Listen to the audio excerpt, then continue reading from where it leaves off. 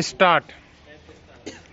किसी भी मामले में कानूनी औचित्य और सर्वोच्च न्यायालय के दृष्टिकोण को प्रश्नगत करते हुए अपीलार्थी की ओर से हाजिर होने वाले विद्वान जिस काउंसिल ने यह निवेदन किया है कि माननीय उच्च न्यायालय ने दंड प्रक्रिया संहिता की धारा 301 के अवलंब को लेकर गंभीर गलती की है तथा दंड प्रक्रिया संहिता की धारा 302 में अंतर्निहित नियमों की पूर्णतः उपेक्षा की है। काउंसिल के अनुसार किसी मजिस्ट्रेट और सेशन न्यायाधीश के समक्ष विचारण के बीच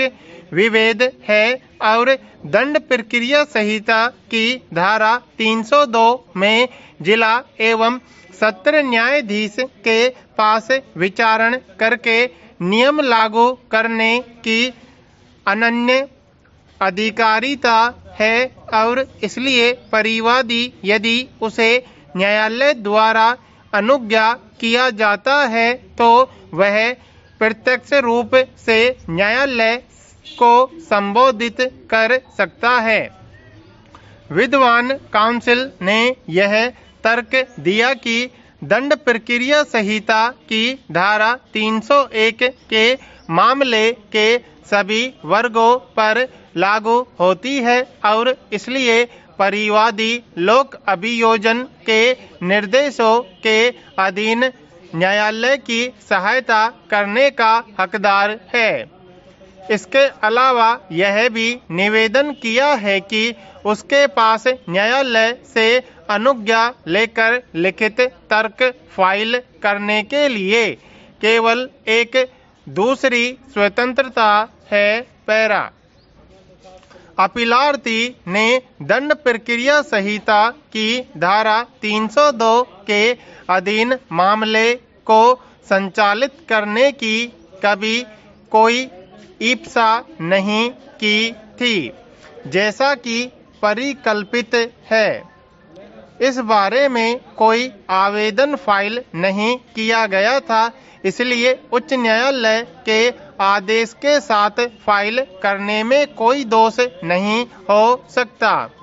यह भी निवेदन किया गया जैसा कि तथ्यों से प्रकट होता है कि विद्वान मजिस्ट्रेट ने मौखिक निवेदन के आधार पर प्रार्थना को मंजूरी दी जो दंड प्रक्रिया संहिता की धारा 301 के अधीन प्रकट है और ऐसी स्थिति में दंड प्रक्रिया संहिता की धारा 302 के फायदे लेने के लिए उसे कोई शिथिलता नहीं दी जानी चाहिए। लोक अभियोजकों द्वारा हाजिरी किसी मामले का भार साधक लोक अभियोजक या सहायक लोक अभियोजक किसी न्यायालय में जिसमें वह मामला जांच विचारण या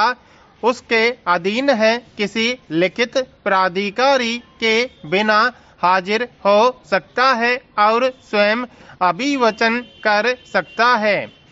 किसी ऐसे मामले में यदि कोई व्यक्ति किसी न्यायालय में किसी व्यक्ति को अभियोजित करने के लिए किसी अधिवक्ता को